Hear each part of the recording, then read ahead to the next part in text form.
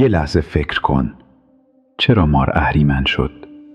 در کتاب‌های مقدس اومده مار میوه دانش رو به حوا داد، چشمهاش باز شد، جهان رو جور دیگه دید و به همین خاطر انسان نفرین شد. عجیبه نه؟ چرا خدایی که نور نامیده میشه باید دانش رو ممنوع کنه؟ چرا بیداری باید با تبعید مجازات بشه؟ مار دشمن نبود. مار نماد دسترسی مستقیم به امر الهی بود و وقتی مار اهریمن شد یعنی پرده‌ای کشیدن میان ما و بیداری خودمون. مار از باغ رانده نشد، ما از مار رانده شدیم. ولی یه سوال بزرگ باقی مونده. چرا باید دانش ممنوع باشه؟ چرا بیداری ادراک باید با تبعید مجازات بشه؟ توی همین ویدیو میخوایم دقیق تر به این راز نگاه کنیم. از باغ عدن و برج بابل میگیم، از پرومته و آتش دزدیده شده، از مارهای اسطوره‌ای، از کندالینی و انرژی درون و حتی از DNA و اون کدهای خاموش که هنوز کسی درست نمیفهمه چی هستن. پس با من بمون، چون این فقط یه افسانه قدیمی نیست. یه سرنخ بزرگه، سرنخی برای بیداری انسان.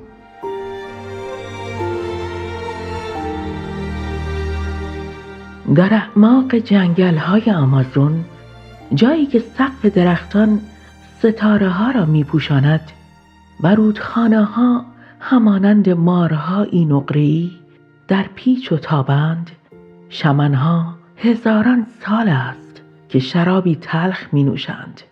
آنها به آن آیوواسکا می‌گویند، به معنای تاک روح. برای بیگانگان فقط یک توهمزا، اما برای شمن‌ها درگاهی به هوش برتر و دانش پنهان. میگویند هر بار که به ژرف‌هایش سفر می‌کنند، رویایی تکرار می‌شود. مارهای نورانی در حال چرخش، مارهای دوقلو که بی کلام سخن می‌گویند. آنها دانش را در پیچش‌های نور منتقل می‌کنند. آواز شفا، دستور گیاهان و رازهای زندگی. شمن‌ها این مارها را معلم می‌نامند، نه وهم و نه دیو و نه شیطان، بلکه سرچشمه‌ای از خرد. انسانشناس مشهور جرمی ناربی در کتاب مار کیهانی از همین شگفتی می‌گوید. وقتی که او میان قبایل آمازون زندگی می‌کرد، می‌دید که شمن‌ها بدون هیچ آزمایشگاه یا میکروسکوپی ادعا می‌کنند که در رویا دانش مولکولی گیاهان را می‌گیرند. آنها می‌دانستند کدام گیاه درمان می‌کند، می‌دانستند کدام ترکیب شفا می‌دهد. رشته‌های زندگی را روشن می‌دیدند و ناربی فهمید آنچه شمن‌ها مار می‌نامند همان DNA است. دو رشته در هم پیچیده که مانند دو مار بالا می‌روند و نورهایی که آنها می‌دیدند همان بیوفوتون‌هایی بود که DNA از خود منتشر می‌کند، پالس‌های زنده نور. از همینجا مار کیهانی شکل گرفت. این نه استعاره بود و نه خیال، شاید خود هوش زندگی که از طریق کدهایش سخن میگوید. آیوواسکا سرشار از DMT است، همان ماده‌ای که به آن مولکول روح میگویند. چون در لحظه های مرگ همین ماده ناگهان در همه بدن آزاد می شود، گویی طبیعت دری را برای عبور روح به جهان پنهان باز می کند. حال وقتی که این ماده در آیین‌های شمنی نوشیده می شود، مغز را غرق می کند و ادراک را به قلمرویی می گشاید که در حالات عادی پنهان است. کسانی که آن را نوشیده اند از فرکتال های بی پایان هندسی سخن می گویند. مارپیچ های رنگین و مارهای نورانی که در نگاهشان میپیچند و به بالا حرکت میکنند. اگر به نقشه جهان نگاه کنیم، تمدن‌ها در قاره‌ها و زمان‌های مختلف و اغلب دور از هم شکل گرفتند. مصر، هند، ایران، مایاها در آمریکای مرکزی، آزتک‌ها در مکزیک و قبایل بومی استرالیا هیچ کدام راهی برای ارتباط با هم نداشتند، ولی همه یک نماد مشترک را می شناختند: مار. در مصر باستان ماری به نام اوراوس بر تاج فرعون می درخشید، نشانه ای از بیداری آگاهی. در هند مار همیشه در کنار خدایان دیده می شد به عنوان نگهبان نیروهای درونی. در آمریکای مرکزی مار پرنده به مردم دانش و تمدن بخشید و در ایران باستان مار در اسطوره‌ها گاه نگهبان رازهای پنهان بود و گاه همنشین درخت زندگی، نمادی از نیرویی که میان تاریکی و روشنایی حرکت می‌کرد. پس سوال اینجاست: چرا همه به سراغ همین نماد رفتند؟ چرا مار و نه حیوانی دیگر همیشه حامل آگاهی شد؟ وقتی ما به آمازون میرسیم، باز هم همین تصویر تکرار می شود. انسانشناس جرمی ناربی گفت اینها استعاره نیستند. آنها در واقع DNA را دیدند. دو مار در هم تنیده که پله پله بالا می روند و اینجا سفر ما آغاز می شود. در این ویدیو خواهیم دید که چرا کندالینی هم مقدس نامیده شد و هم خطرناک. چرا بیداریش با ژن‌های خاموش در DNA پیوند دارد و چرا این دانش در طول تاریخ سرکوب یا ممنوع شد. و در پایان با پرسشی باز روبرو می‌شویم: آیا ممکن است درون هر کدام از ما رمزی خاص نهفته باشد؟ رمزی که کلید آینده آگاهی بشریت است. امروز میدونیم که توی هر سلول بدن ما یک کتابخونه عظیم خوابیده. کتابی با 3 میلیارد حرف که دستور ساخت زندگی رو مینویسه و ما به این کتاب میگیم DNA. سال 1953 وقتی واتسون و کریک برای اولین بار ساختار DNA رو کشف کردن، دنیا مبهوت شد. فهمیدند رمز حیات در یه مارپیچ دوگانه پنهانه. دو رشته در هم پیچیده که با پله‌های ظریف به هم وصل شدن و تا بی نهایت بالا میرن. اما اینجاست که راز عجیبتر شروع میشه. تصویری که دانشمندا در قرن 20 دیدن، قرنها قبل توی اسطوره‌ها و نمادهای باستانی دیده شده بود. مصر باستان، کادوسیوس یا عصای شفاگر. 2 مار پیچیده به دوره میله. هند، 2 جریان انرژی، ایدا و پینگالا که مثل مار توی ستون فقرات بالا میرن. یونان، خدایان پیام‌آور عصایی داشتن با 2 مار در هم تنیده. خب چطور ممکنه تمدن‌هایی که نه میکروسکوپ داشتن نه آزمایشگاه همه این تصویر رو بارها و بارها تکرار کرده باشن؟ آیا فقط یه اتفاقه؟ یا اونا به شکلی دیگه توی رؤیا، خلسه یا تجربه‌های شمنی به همون حقیقتی رسیدن که ما امروز زیر میکروسکوپ میبینیم؟ شمن‌های آمازون میگن وقتی آیوواسکا مینوشن مارهای نورانی رو میبینن که توی بدنشون حرکت میکنن و این تصویر به شکلی حیرت انگیز شبیه همون 2 رشته مارپیچ DNA. همونطور که توی یکی از متون عرفانی گفته شده آنچه با چشم نمیدیدند با چشم روح میدیدند. ماری که در تاریکی بدن پیچیده و به سوی نور صعود میکند. اینجا دیگه مار فقط یه نماد یا افسانه نیست. این یه الگوی جهانیه. از مصر و هند و آمازون تا زیست شناسی مدرن. همه دارن یه چیز رو تکرار میکنن. زندگی در اساس خودش مارپیچه. و اینجا پای ایده های جنجالی گرگ برادن وسط میاد. دانشمندا DNA رو فقط یه مولکول شیمیایی میدونن. اما برادن پرسید اگه این فقط یه مولکول نباشه چی؟ اگه این در واقع یه پیام رمزگذاری شده باشه که از ابتدای آفرینش توی وجود ما نوشته شده چی؟ اون از علمی کهن به نام گماتریا استفاده کرد. روشی که حروف و اعداد رو به هم وصل میکنه و نشون داد 4 عنصر اصلی DNA، هیدروژن، نیتروژن، اکسیژن و کربن با حروف باستانی قابل تطبیقن و نتیجه یه امضاست. درست مثل این که در عمیق ترین لایه وجود ما در سلول ها یه پیام جاودانه حک شده و در تریلیون ها نسخه تکرار شده. ما در بخش های بعدی مفصلتر به این ایده حیرت انگیز برمیگردیم. اما فعلا همینقدر بدونیم که امروز هم علم مدرن و هم اسطوره های باستانی دارن به یه حقیقت واحد اشاره میکنن. درون ما رمزی پنهانه. رمزی که فقط بدن ما رو نمیسازه. شاید آگاهی ما رو هم هدایت میکنه.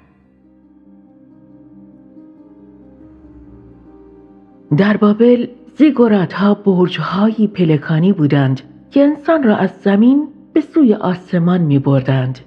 این تصویر فقط معماری یا رویا نبود. گویی انسان می‌خواست الگویی را بازآفرینی کند که از پیش در درون خودش وجود داشت. در بدن انسان این نردبان ستون فقرات است. 33 مهره که از لگن تا جمجمه کشیده شده اند. عددی که در بسیاری از سنت‌های رازآلود مقدس شمرده می‌شود. عددی که بعدها حتی در آیین‌های فراماسونری هم 33 درجه نام گرفت. حالا این را بگذار کنار DNA. 2 رشته مارپیچ که با پله‌هایی به هم متصلند. یک نردبان میکروسکوپی که در هر سلول ما تکرار شده است. گویی یک الگو در 2 سطح ظاهر می شود. نردبان درون سلول ها یعنی DNA و نردبان ستون فقرات در درون بدن.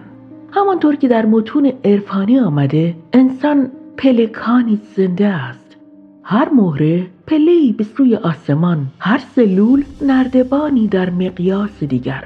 و اینجاست که آموزه‌های باستانی از نیرویی سخن میگویند به نام کندالینی. میگویند این نیرو چون ماری به خود پیچیده در پایه ستون فقرات حلقه زده است.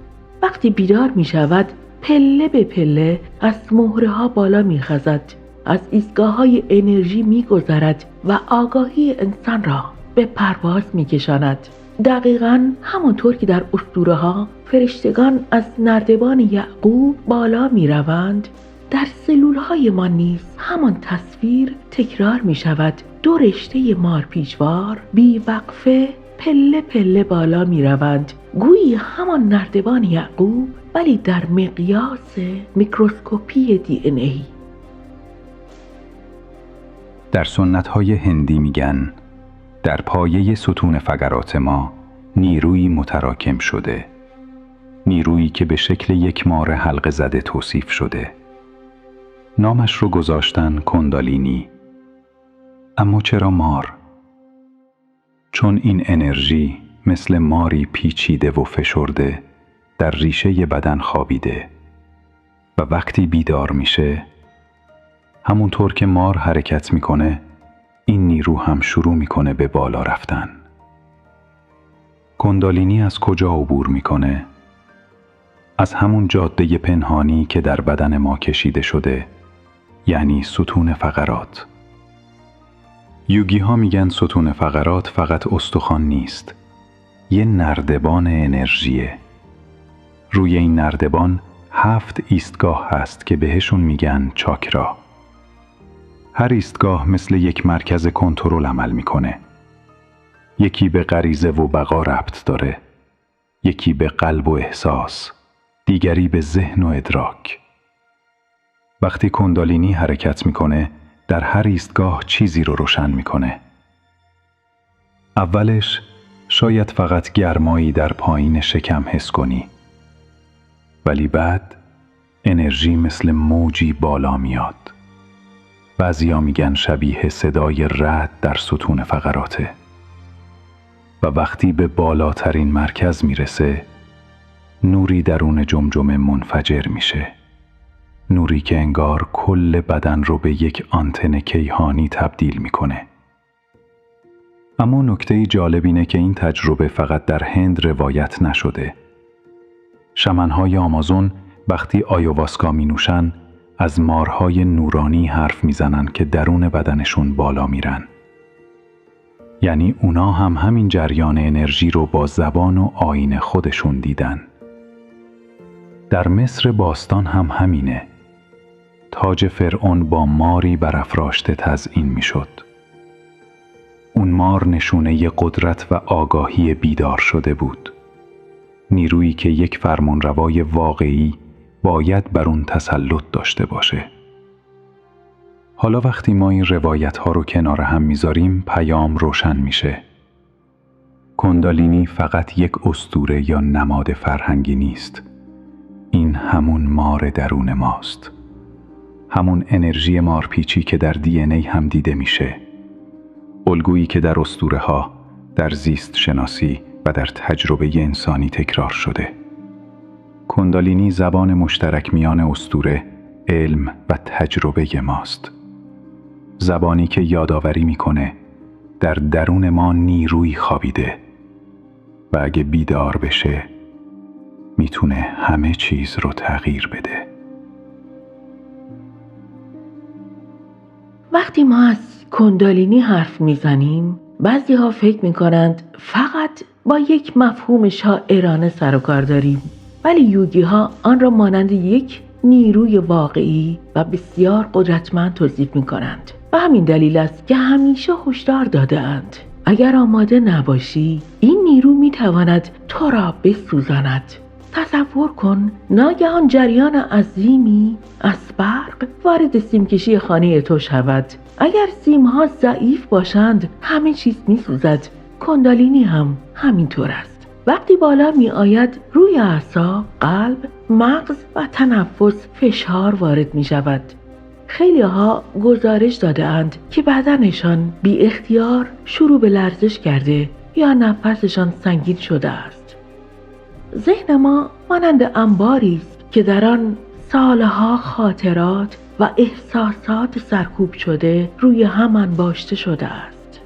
اما مشکل اینجاست که بسیاری از این خاطرات آنقدر در عمق فرو رفتند و آنقدر بدون هوای لازم باقی ماندند که مانند مواد مانده در تاریکی به تدریج به تعفن، به لجن و حتی سمهای خطرناک تبدیل شدند.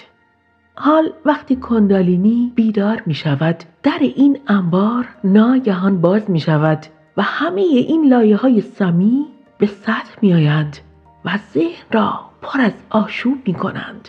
اگر فرد آماده نباشد این مواجهه می تواند به جای رهایی موجی از اضطراب، کابوس و حتی فروپاشی روانی به همراه بیاورد. وقتی کندالینی بالا می آید مانند این است که پرده ای از روی چشمانت کنار زده شود. ولی مشکل اینجا پیش می آید که همه چیز یک باره عوض می شود. رنگ ها شدیدتر می شوند. صداها عمق دیگری پیدا می کنند. حتی زمان و مکان ممکن است کش بیاید و یا از هم فرو بپاشد. گویی کسی ناگهان کانال تلویزیون واقعیت های تو را عوض می کند و تو را به شبکه‌ای بیگانه می برد. اگر ذهن آماده نباشد این تغییر ادراک به جای روشنبینی گیجی و هراس می آورد. انسان نمی داند کدام واقعیت است.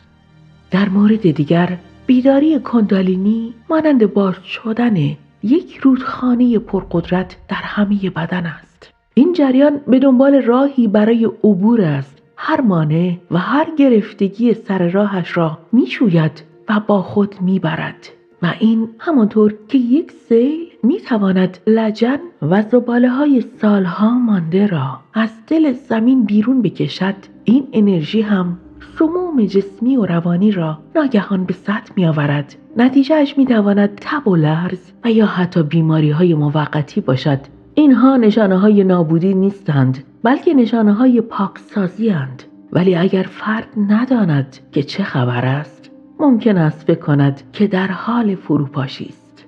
به همین دلیل این دانش قرنها مخفی نگه داشته شد، چون اگر کسی بدون راهنما و بدون آمادگی وارد این مسیر میشد، ممکن بود بیشتر آسیب ببیند تا رشد کند. اما در پشت همه این هشدارها یک راز نهفته است. کندالینی دشمن انسان نیست. این همان مار درون است، نیروی خام و قدرتمند که اگر ظرف آن آماده نباشد تو را میسوزاند. ولی اگر آماده باشی، این همان نیرویی است که تو را به آزادی و آگاهی میرساند. حالا وقتی ما این روایت ها رو کنار هم میذاریم، کسانی که بیداری کندالینی رو تجربه کردن میگن این فرایند شبیه یه سفر درونیه. سفری که از تاریک‌ترین نقطه بدن شروع میشه و پله پله به سمت روشنایی بالا میره. اول، نقطه آغاز در ریشه بدن. همه چیز از پایین ترین مهره ستون فقرات شروع میشه. جایی که انرژی سالها مثل ماری حلقه زده و در سکوت خوابیده. یک لحظه ارتعاشی از دل تاریکی بیدار میشه. برای بعضی مثل جرقه برق تیز و لرزان و برای بعضی دیگه مثل آتشی آرومه که اول گرم میکنه و بعد شعله میکشه. و این لحظه آغاز سفره. دوم، حرکت مارپیچ به سمت بالا. وقتی انرژی شروع به صعود میکنه، هر ایستگاه رو لمس میکنه. هر چاکرا مثل یک دروازه است و هر توقف یک تجربه تازه میاره. در شکم موجی از هیجان و قدرت و اراده. در قلب موجی از عشق و همدلی. در گلو شوقی برای گفتن حقیقتی که سالها پنهان بوده. در پیشانی بینشی ناگهانی مثل پنجره‌ای که رو به جهانی نادیده باز میشه. و در تاج سر تجربه‌ای که خیلی ها اون رو انفجار نور توصیف کردن. لحظه‌ای که انسان حس میکنه به چیزی بیکران وصل شده. سوم، تغییرات در بدن فیزیکی. بدن در برابر این سفر خاموش نمیمونه. تنفس عمیق‌تر میشه. خودش تغییر میکنه. گاهی بدن حرکات غیر ارادی انجام میده، مثل رقصی که از درون هدایت میشه. گاهی یک سمت بدن داغ میشه و سمت دیگه سرد. یوگی ها این رو ایدا و پینگالا مینامن. دو جریان انرژی که مثل دو مار ستون فقرات رو در بر میگیرن. چهارم، تحولات در آگاهی. وقتی انرژی به مغز میرسه، دیگه همه چیز تغییر میکنه. بعضیها الگوهای هندسی و نورانی میبینن.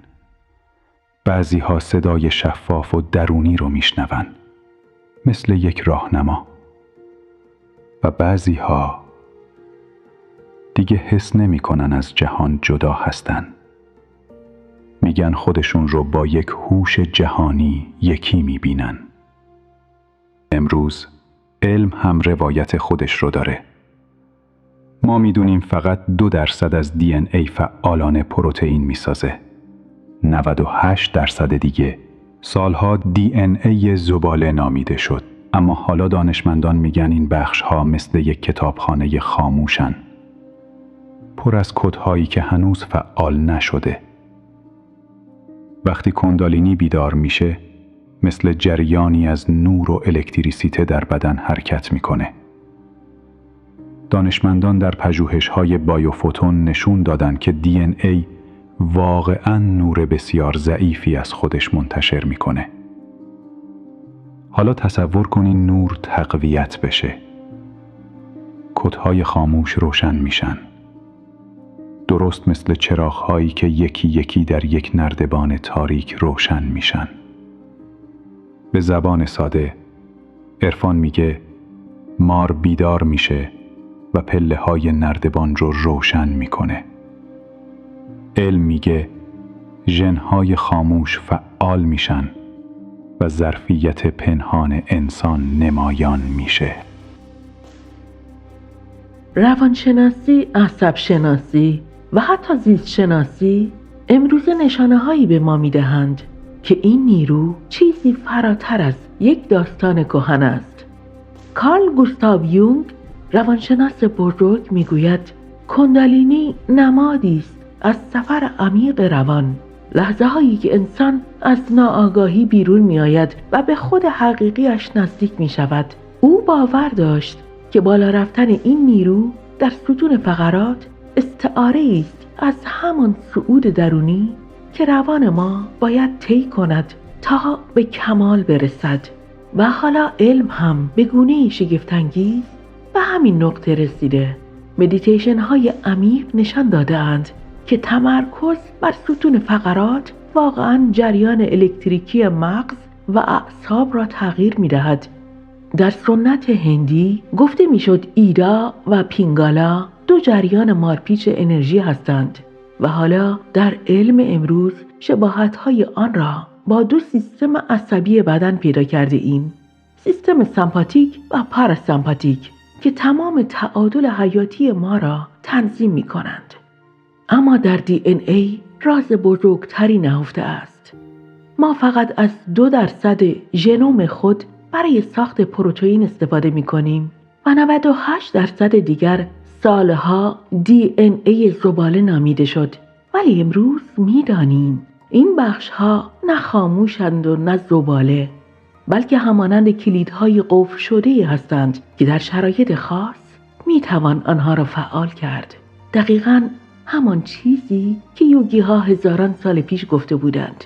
نیرویی در ما خوابیده است که اگر بیدار شود ظرفیت های پنهان ما را آشکار می کند و کندالینی در این نگاه پلی میان دو جهان. زبان اسطوره می گوید مار انرژی در ستون فقرات بالا می رود و در هر ایستگاهی چیزی را روشن می کند. و زبان علم می گوید DNA نور منتشر می کند و تغییر آگاهی می تواند کدهای خاموش آن را فعال کند. هر دو در یک نکته به هم می رسند. در درون ما چیزی خوابیده است، نه یک توهم و نه یک داستان.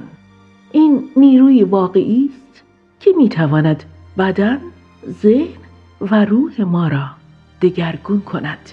این همان پلی است که از ذهن آغاز می شود، از بدن می گذرد و در آگاهی به اوج می رسد. اما یک پرسش بزرگ هنوز باقی است. اگر این مسیر چنین طبیعی و نیرومند است، چرا باید پنهان شود؟ چرا چیزی که می توانست انسان را آزاد کند به وسوسه و گناه تعبیر شد؟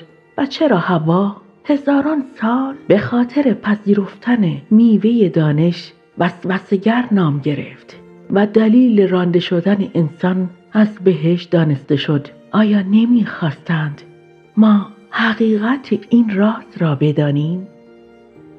یه وقتایی آدم فکر میکنه چه شد که مار این همه تغییر چهره داد؟ در گذشته‌های خیلی دور توی همه تمدن‌ها مار نماد آگاهی بود، نماد بیداری. اما کم کم ورق برگشت. همین موجود شد خطرناک، وسوسه‌گر، دشمن انسان.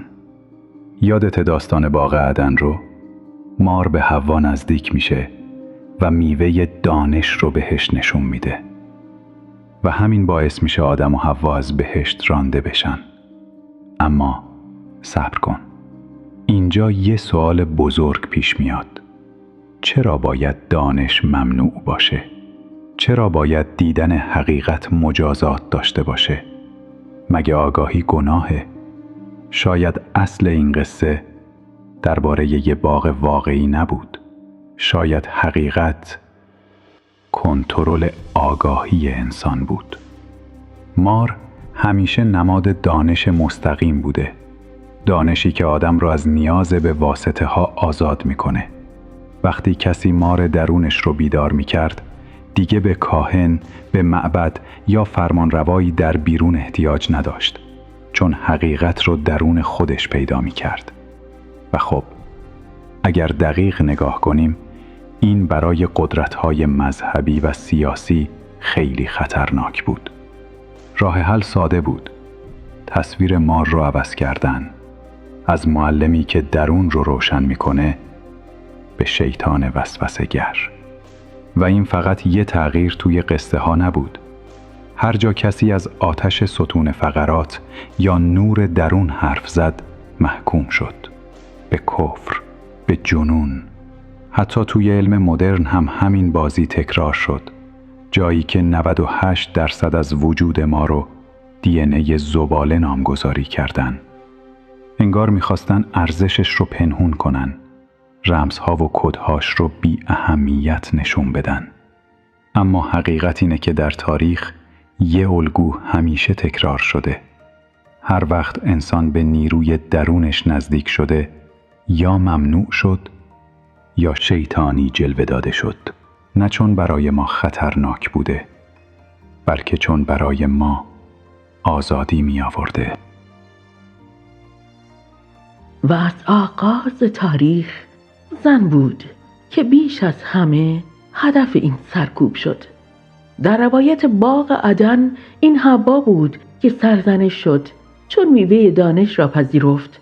از همان روز زن به عنوان وسوسه‌گر و عامل سقوط معرفی شد و بعدها هر زنی که نشانی از آگاهی داشت نامی دیگر گرفت: جادوگر.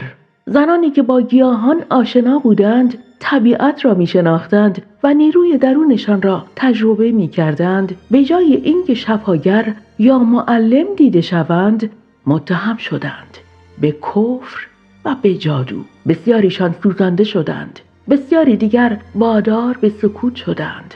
ولی چرا؟ شاید چون بیداری آگاهی آزادی می آورد و انسانی که آزاد است دیگر فرمان بردار نیست. اما این فقط درباره زن نبود. حقیقت این است که انسان در کل از نزدیک شدن به نیروی درونش محروم شد.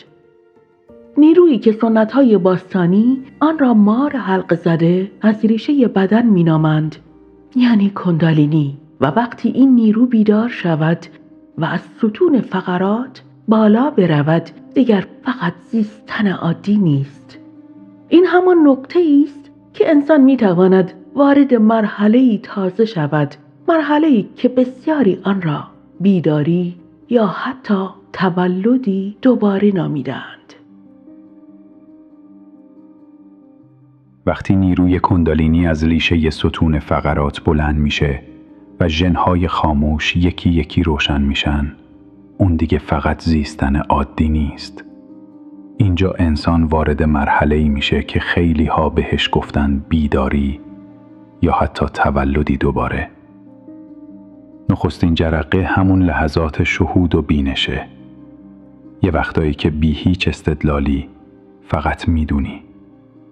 انگار چراغی توی اتاقی تاریک روشن بشه و همه چیز رو واضح ببینی.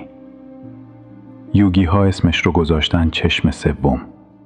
امروز علم میگه این همون وقتیه که شبکه‌های خاموش مغز فعال میشن و بخش‌هایی از آگاهی ما که همیشه در سایه بودن ناگهان روشن میشن. مرحله بعد شفا و بازسازی بدنه. خیلی ها بعد از بیداری از ناپدید شدن بیماری ها یا دردهای قدیمیشون گفتن. شاید برات عجیب باشه، ولی علم اپیژنتیک همین رو تایید میکنه. اینکه تجربه درونی میتونه ژن‌ها رو روشن یا خاموش کنه. ژن‌هایی که سیستم ایمنی رو فعال میکنن یا روند ترمیم بدن رو سرعت میدن. برای همین خیلی ها میگن بعد از بیداری حس میکنن دوباره جوان شدن. گام سوم خلاقیته. انگار یک کتابخونه نامرئی باز میشه. شعر، موسیقی، نقاشی، ایده های تازه سیلوار میان. همون حالتی ایجاد میشه که روانشناس ها بهش میگن فلو، وقتی ذهن در بالاترین هماهنگی خودش کار میکنه. و بعد حس اتصال به کل هستیه. یوگی ها بهش گفتن سمادهی، شمنهای آمازون گفتن اتحاد با روح جهان. امروز روانشناس ها بهش میگن حالت اوج آگاهی. اینجا دیگه مرز بین من و جهان از بین میره. تو خودت رو جدا نمیبینی، بلکه بخشی از یک کل عظیم و زنده. و این همون آرامش و رهاییه که شاید هیچ چیز دیگه نتونه بیاره. و آخرین مرحله، بدن نوری. در تبت میگن بدن رنگین کمانی، در مصر گفتن بدن ستاره‌ای و امروز علم میگه DNA واقعا نور منتشر میکنه. شاید این همین نوری باشه که نسل‌های قبل به زبان خودشون بهش گفتن بدن نورانی. پس کندالینی فقط یه تجربه عرفانی نیست. اون لحظه‌ایه که بدن و آگاهی از مرزهای معمولی رد میشن و به ظرفیت واقعی خودشون نزدیک میشن. ظرفیتی که از اول توی سلولهای ما وجود داشته، کدگذاری شده و فقط منتظر بیداریه.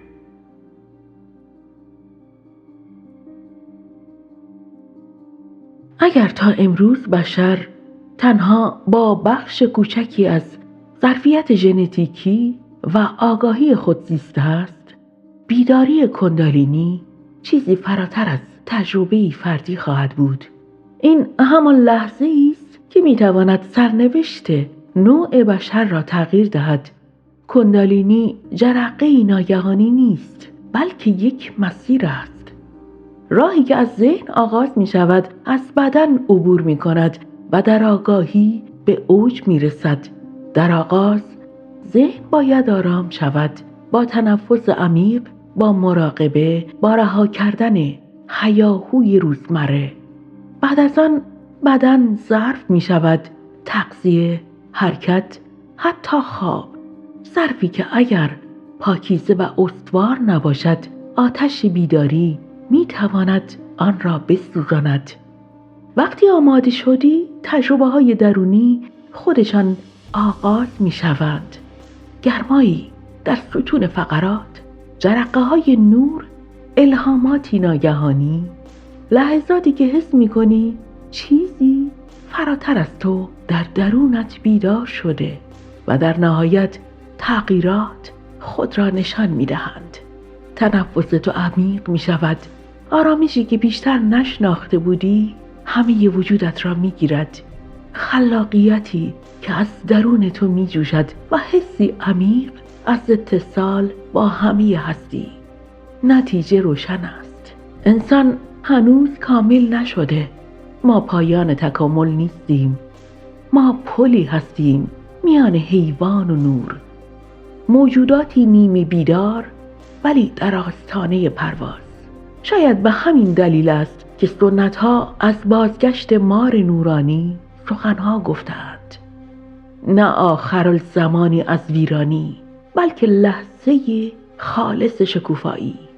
نه مجازاتی برای گناه، بلکه دعوتی به بیداری. و این تازه آغاز راه است. آنچه در این ویدیو شنیدی فقط پرده اول بود. در ویدیوهای بعد گام به گام عمیق‌تر خواهیم شد. از رازهای پنهان DNA تا رویاهای شمنها و آموزه‌های عارفان. این مسیر فقط دانستن نیست. آگاهی رفته رفته کامل می شود و به تجربه زنده بدل خواهد شد. و حالا لحظاتی چشمانت را ببند و اجازه بده تا نجوای مار درون را به گوش جان بشنوی.